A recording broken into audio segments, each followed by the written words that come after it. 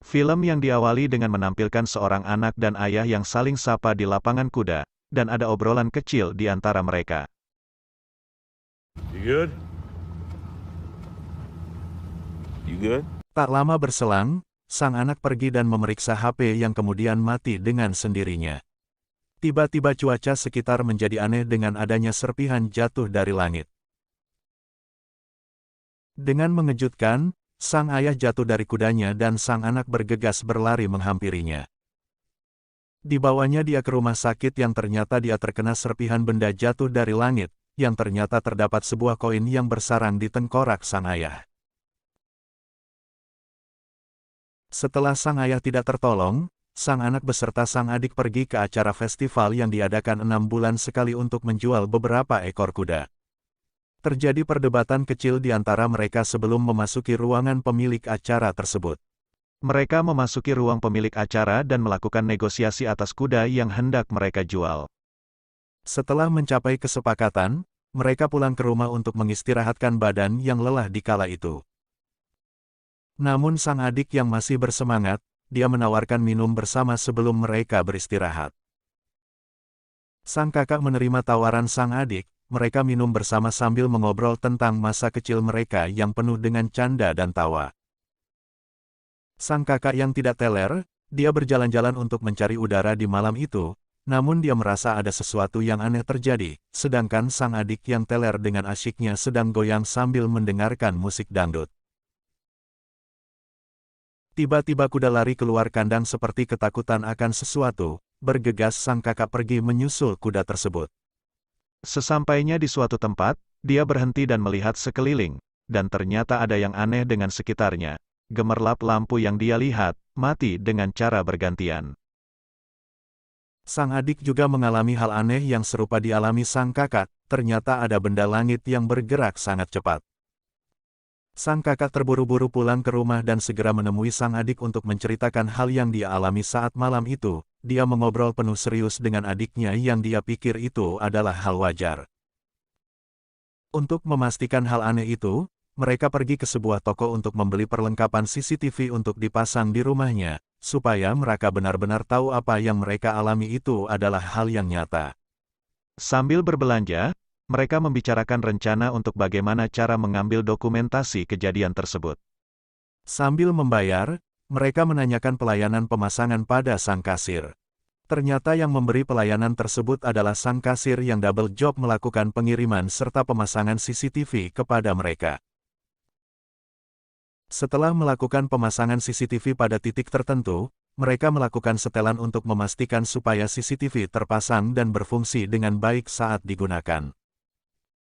Mereka setting CCTV terakhir untuk memastikan fungsinya dengan baik.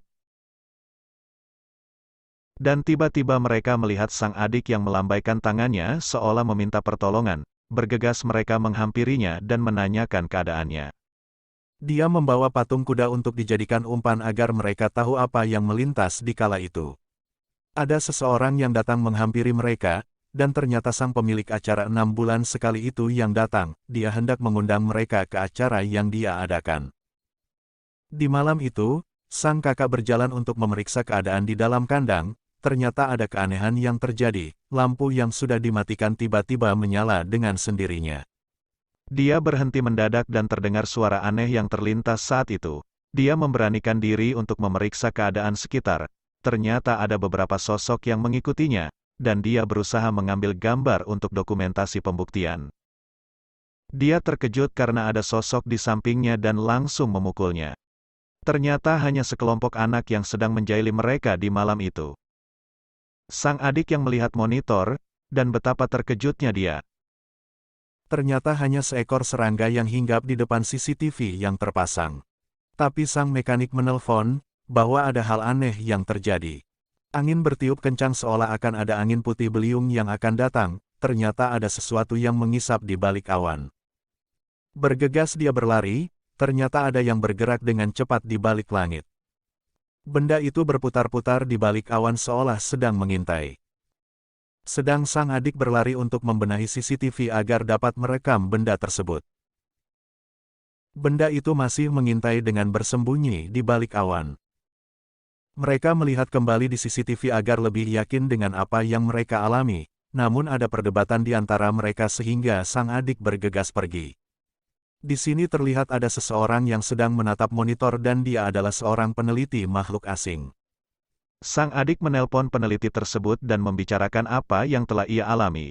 Mereka berbincang tentang adanya makhluk asing yang mereka lihat, namun sang peneliti tidak mudah percaya dengan apa yang mereka bicarakan. Tiba-tiba datang kasir swalayan yang sebelumnya tahu bahwa ada kejadian aneh di peternakan kuda itu. Mereka menatap ke awan yang ada saat itu, karena awan tersebut tidak ada pergerakan sedikit pun. Dan kembali melihat dalam CCTV, untuk meyakinkan apa yang dia lihat itu benar bahwa awan itu tidak bergerak. Benar saja awan itu tidak bergerak sedikit pun.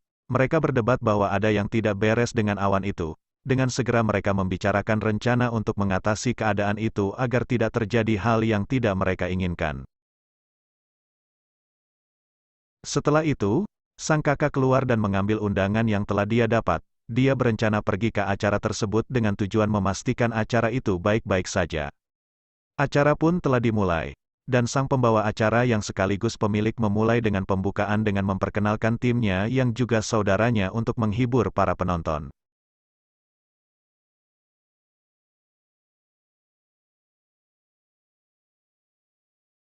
Dia menyambut para penonton dengan antusias yang luar biasa. Dengan tegas dan penuh semangat dia membawakan acara itu untuk menghibur para penonton. Ada trik juga yang ia tampilkan untuk membuka kotak di sampingnya yang ternyata berisi seekor kuda. Ada juga anak-anak keluar dengan melambaikan tangan mereka. Terlihat benda asing yang terbang dengan menghadap ke acara tersebut. Betapa terkejutnya sang pembawa acara itu. Dia pun menoleh dan tercengang melihat ada benda asing yang keluar dari awan. Benda tersebut mendekat ke acara itu, dan ternyata menyedot apapun benda hidup yang ada pada acara itu tanpa terkecuali seorang pun yang ditinggalkannya. Semua orang ketakutan histeris, berdesakan dan saling berteriak dalam ruang sempit yang ternyata mereka telah tersedot ke dalam benda asing. Sang kakak datang ke acara tersebut. Namun sepi keadaannya dan sudah terlihat seolah sudah terjadi kekacauan dalam acara itu. Sudah porak-poranda tempat yang ada di sana. Berserakan benda-benda di sana seolah ada yang mengobrak-abrik tempat itu. Dia berjalan menyusuri tempat hingga ke sebuah lapangan di mana acara itu dimulai. Terlihat benda asing yang melintas di balik awan. Benda itu melintas di atas lapangan seolah dia masih menginginkan sesuatu yang ada di sana. Ternyata benda tersebut menghampirinya tepat di depannya. Benda itu hendak mengisapnya dan debu pun mulai berterbangan. Petang pun tiba di saat itu, dia baru tersadar ternyata dia tidak terhisap dan kuda pun juga tidak terhisap. Dia bergegas menelpon sang adik untuk memberitahukan bahwa terjadi kejadian pada acara yang ia datangi. Sedang mengobrol dengan sang kakak di telepon, tiba-tiba lampu padam. Dia merasa ada suara aneh di luar rumah seperti hujan. Benar saja. Ternyata hujan serpihan benda-benda yang jatuh dari langit. Serpihan benda-benda kecil yang jatuh dari langit bercampur dengan air dan cairan merah yang melumuri rumah dan sekitarnya. Dan ternyata benda asing itu sudah berada tepat di atas rumahnya. Sang kakak terengah-engah tiba tidak jauh dari rumahnya. Dia ketakutan karena benda asing itu menghampirinya. Hanya terdiam di dalam mobil dia yang merasakan perasaan yang campur aduk bagai nano-nano. Dia memberanikan diri untuk melihat apa yang ada di atas mobil yang sedang ia tumpangi. Ternyata benda asing sudah berada tepat di atasnya. Dia terkejut benda itu menjatuhkan kuda besi yang pernah ia jadikan umpan di kala itu. Setelah semua itu, dia merasa kejadian itu sudah berlalu. Dia menginjak gas dan melaju dengan perlahan mendekat ke rumah dan terlihat kuda besi tertancap di kaca mobil. Sang adik yang melihat mobilnya sudah mendekat, dia dan sang kasir bergegas berlari untuk menghampiri sang kakak. Dan sang kakak melambaikan tangan kepada mereka agar segera berlari memasuki mobil. Ternyata benda asing tersebut masih mengintai mereka, dan berada tepat di atas sang kakak. Sang kakak memberanikan diri, namun dia tidak menatap benda asing itu sampai sang adik dan kasir itu memasuki mobil. Dengan segera dia menutup pintu mobil, dan sesegera mungkin mereka injak gas dan cabut dari tempat itu. Sesampainya di suatu tempat, mereka saling menenangkan diri sendiri setelah apa yang telah mereka alami pada kala itu. Setelah istirahat mereka makan malam sambil membicarakan apa yang hendak mereka lakukan untuk menghadapi benda asing itu. Mereka kembali ke rumahnya dan melihat ada seorang yang telah berada di sana saat itu. Ternyata sang peneliti yang berada di sana dan mereka menghampirinya untuk mengobrol dengannya. Yang dilakukan sang peneliti ternyata dia tertarik dengan apa yang dibicarakan dengan sang adik di telepon kala itu. Mereka membicarakan tentang adanya kejadian aneh yang telah mereka alami di sana. Tentang adanya awan yang aneh, mereka masuk ke dalam rumah untuk berbincang tentang bagaimana caranya agar benda asing itu dapat direkam dengan kamera, supaya bisa menjadi dokumentasi. Mereka menyusun rencana yang sangat matang untuk menghadapi benda asing itu dengan mengumpulkan berbagai pendapat dari setiap orang. Sehingga tersusun rencana agar bisa mendokumentasikan benda asing itu. Masing-masing dari mereka mengumpulkan benda-benda apa yang diperlukan agar bisa mendokumentasikan benda asing itu, dan terkumpullah beberapa benda agar bisa memancing dan mendapat dokumentasi dari benda asing itu. Dan mempraktekkan suatu benda untuk memancing benda asing tersebut. Terakhir mereka mematangkan rencana di malam itu sebelum menjalankan rencana itu.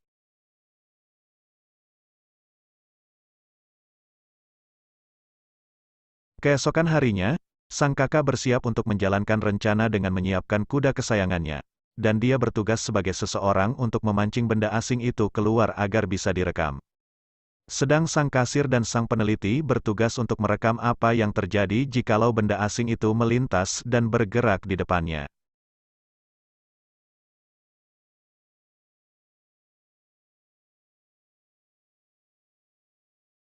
Boneka yang bergoyang-goyang dengan gemulai dan sang kakak yang bersiap dengan kudanya menuju lapangan kuda yang luas untuk memancing benda itu keluar.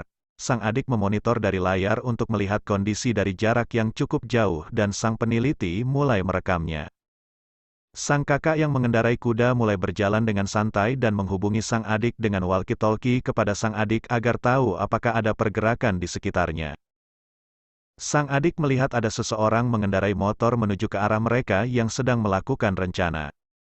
Dia keluar dan menghampiri sang pengendara motor itu untuk menanyakan apa tujuannya datang ke sini. Ternyata dia adalah seorang dari televisi lokal yang mendapat info bahwa ada kejadian aneh yang terjadi di sana dan dia hendak mencari informasi tentang kebenaran info tersebut. Dia segera tarik gas meluncur lebih jauh dan sang kakak hanya melihatnya melintas di depan matanya. Dan apa yang terjadi? Ternyata dia tiba-tiba terpental jatuh dari motor yang dia tunggangi seperti ada yang memasang perangkap di sana. Dengan segera sang kakak menuju ke arah pemotor yang sedang terkapar itu, dan dia hendak memberikan bantuan kepadanya. Namun dia berbicara bahwa lakukan saja tugasmu agar semua menjadi lancar. Sang kakak tidak menghiraukan, dan dia tetap menolongnya. Namun yang terjadi di luar dugaan, dan benda asing itu sudah mendekat ke arah mereka dan menghisap apa saja. Dengan segera sang peneliti merekam kejadian itu. Namun sang kakak berlari menjauh tapi benda itu tetap mengejar dan menghampirinya. Sang kakak memberanikan diri namun dia tidak melihatnya agar benda itu tidak tahu bahwa ada dia di sana. Akan tetapi benda itu tetap mencoba menghisap apa saja yang ada. Beruntungnya sang kakak tidak terhisap olehnya. Betapa syoknya sang kasir melihat kejadian itu di depan matanya sendiri. Sang kakak yang berjalan dengan santai tiba-tiba berpapasan dengan benda itu, dan segera dia menghindar dan menjauh dengan menoleh sedikit ke belakang dan ternyata benda itu tetap mengejarnya dan semakin mendekat. Dia melepaskan parasut kecil dengan tujuan benda itu mengikutinya agar rekan-rekannya bisa mendapat rekaman dengan jelas tentang adanya benda itu. Rekannya telah merekam kejadian tersebut dan menginfokan kepada sang adik saat itu, namun sang peneliti tidak puas dengan merekam dari jarak yang cukup jauh. Sang peneliti pun pergi ke atas bukit dengan tujuan merekam dengan kamera yang telah ia rancang sendiri dengan jarak yang lebih dekat dari sebelumnya. Terjadi hal yang tak terduga, ternyata dia tersedot oleh benda asing itu.